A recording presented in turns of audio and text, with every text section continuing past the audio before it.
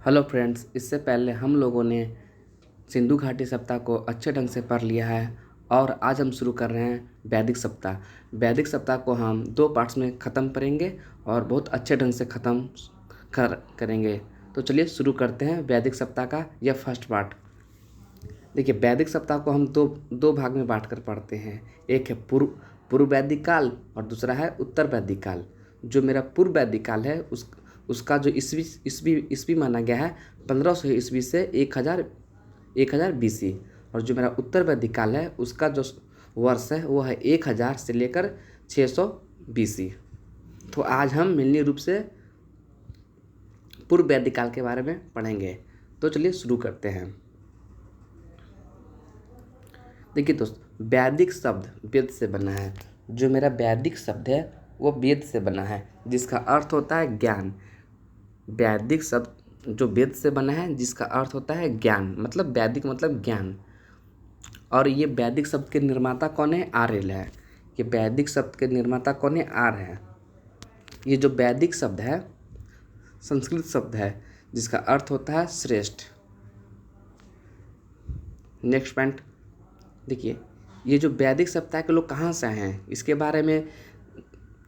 बारे में Max Muller, D R Sampurnanand के अलग अलग विचार हैं। मैक्स मुलर का कहना है जो वैदिक सप्ताह के लोग आए हैं वो मध्य एशिया से आए हैं। वहीं पर डी आर संपूर्ण आनंद का कहना है कि जो वैदिक सभ्यता के लोग आए हैं वो आल्प्स पर्वत से आए हैं।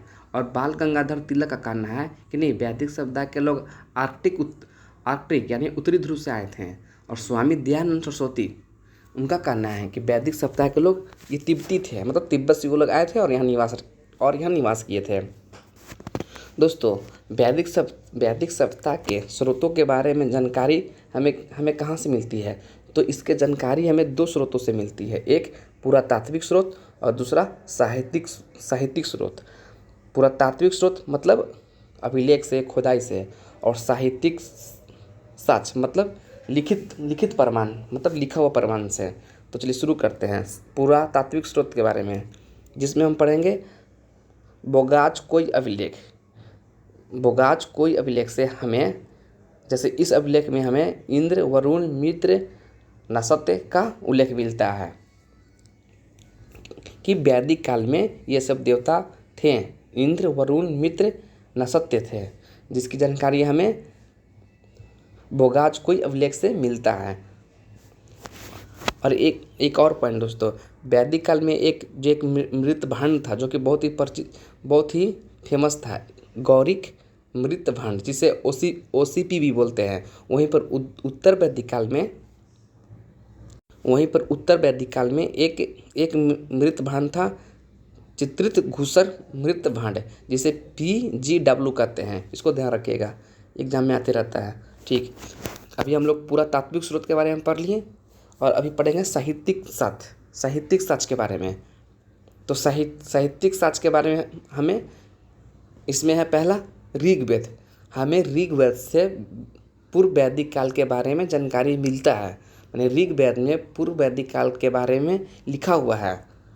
देखिए, और ये जो मेरा ऋग्वेद है ये सबसे प्राचीन वेद है। इसके संकलनकर्ता कौन है?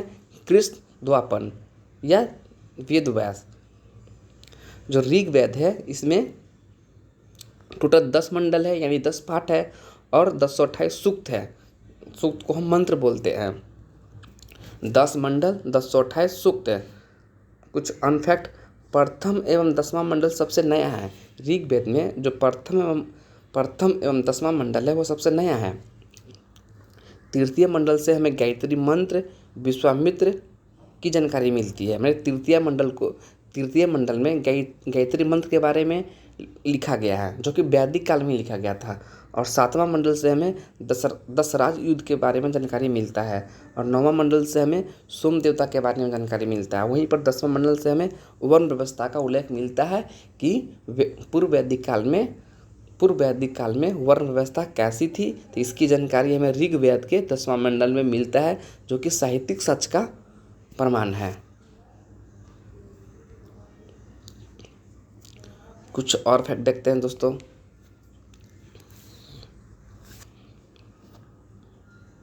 देखिए,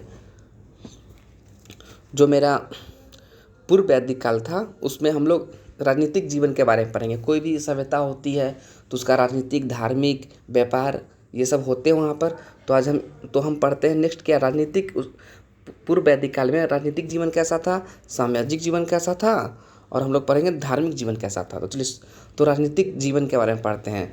राजनीतिक जीवन में हम लोग कबीलाई जीवन व्यतीत करते थे, मतलब जन समूह के लोग में समूह बना के लोग रहते थे।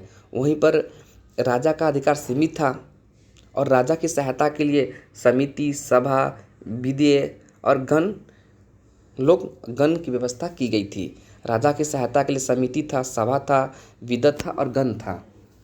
देखिए, जो समिति था, समिति में आम सभा था, मतलब आम लोग उसमें सम्मिलित होते थे। वहीं पर सभा में कुलीनों की संस्था थी, मतलब सिर्फ कुछ गिने चुने लोग उसमें आकर बैठते थे और राजा को अपना सहायता देते थे। वही विधत क्या था, विधत मतलब होता है उपज, लूट, बंटवारा।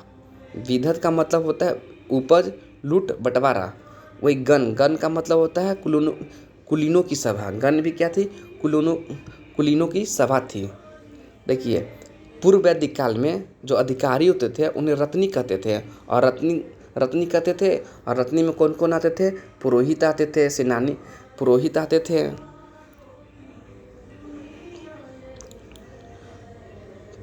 पुरोहित आते थे, सेनानी आते थे, पूरब आते थे और स्पर्श आते थे। सेना नियमित नहीं थी। पूर्व वैदिक काल में सेना नियमित नहीं थी, क्योंकि उतना आर्थिक पैसा का अभाव था। जब सेना की आवश्यकता पड़ती थी तो राजा रख लेते थे और फिर उन्हें विरमित कर देते थे। बलि, पूर्व वैदिक काल में बलि था, जो स्वेच्छा से देने वाला एक कर था। न्याय का उल्लेख नहीं मिला है। क्वेश्चन पूछता है कि पूर्व वैदिक काल में न्याय का उल्लेख मिलता है, तो इसका आंसर है नहीं। ठीक, अब हम लोग सामाजिक जीवन के बारे में पढ़ेंगे। सामाजिक जीवन कैसा था पूर्व वैदिक काल में? समाज में समानतावादी था, सभी के साथ समानतावादी व्यवहार था।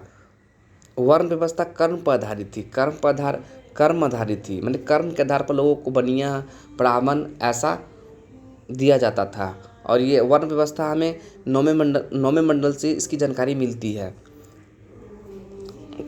10वें मंडल पुरुष सूक्त को समर्पित है, और 10वें मंडल में ही वर्ण व्यवस्था की उत्पत्ति का भी वर्णन किया गया है। दास व्यवस्था का प्रचलन था पूर्व वैदिक काल में, दास व्यवस्था का भी प्रचलन था। परिवार सबसे छोटी इकाई थी,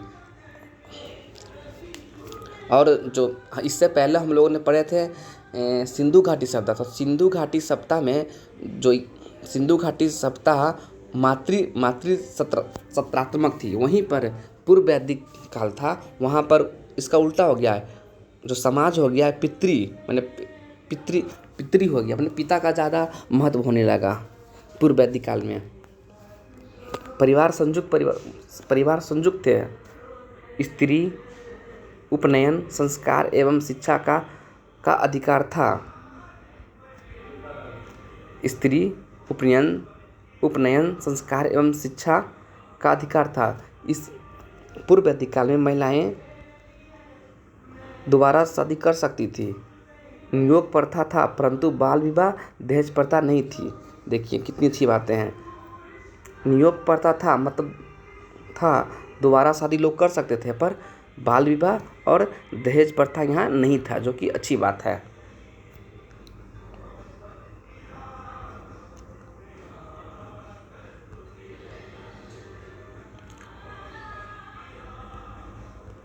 मांसाहारी एवं शाकाहारी दोनों व्यक्ति थे।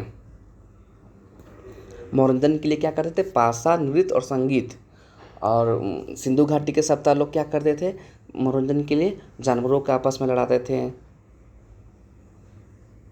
और यहाँ के लोग पासा खेलते थे, नृत्य करते थे और संगीत करते थे। चलिए अब देखते हैं आर्थिक जीवन के बारे में। अर्थव्यवस्था का मुख्य आधार क्या था? पशुपालन, मतलब यहाँ पर पशुपालन किया जाता था। गाय को सर्वाधिक महत्व दिया गया है। क्यों? क्योंकि 172 बार वेद में इसका चर्चा भी हुआ है। इससे भी पता चलता है कि गाय का सर्वाधिक महत्व था पूर्व वैदिक काल में घोड़ा का प्रयोग भी हुआ है रथ के लिए। कृषि का महत्व कम था। उद्योग भी सीमित थी, उद्योग भी ज़्यादा नहीं था, सीमित थी। बढ़ी गिरी और रथकार तक ही उद्योग सीमित रहा। व्यापार विनिमय द्वारा केवल आंतरिक व्यापार होता, मतलब केवल आंतरिक व्यापार होता था, बाहरी व्यापार हम लोग नहीं करते थे। जबकि सिंधु घाटी सभ्यता में हम लोग बाहरी व्यापार भी करते थे। मुद्रा की खोज नहीं हुई थी इस वक्त तक, तभी तो यहाँ पर सेना भी नियमित नहीं थी। चलिए अब धार्मिक जीवन के बारे में थोड़ा देखते हैं।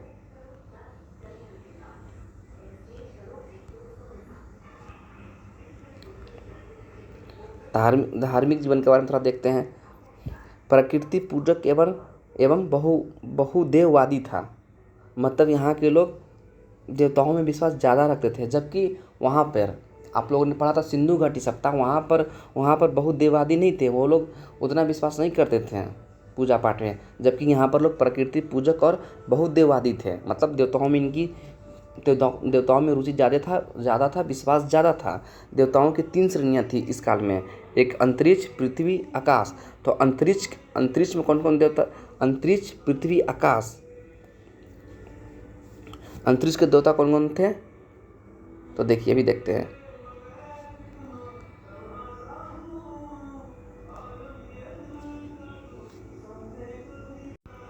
देवताओं की श्रेणी 3 थी।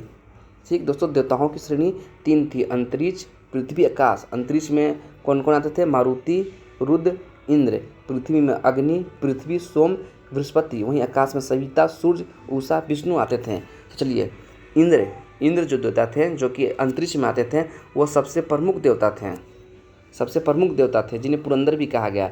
अग्नि मध्यस्थता वाले देवता थे। वहीं अरुण वर्षा के देवता थे। सविता चमकता हुआ सूर्य ठीक के देवता थे। मित्र किन्हें उगता हुआ सूर्य को मित्र का देवता माना गया है। वहीं अश्विनी चिकित्सा के डॉक्टर थे। अश्विनी जो थे चिकित्सा के डॉक्टर थे। पूषण जो थे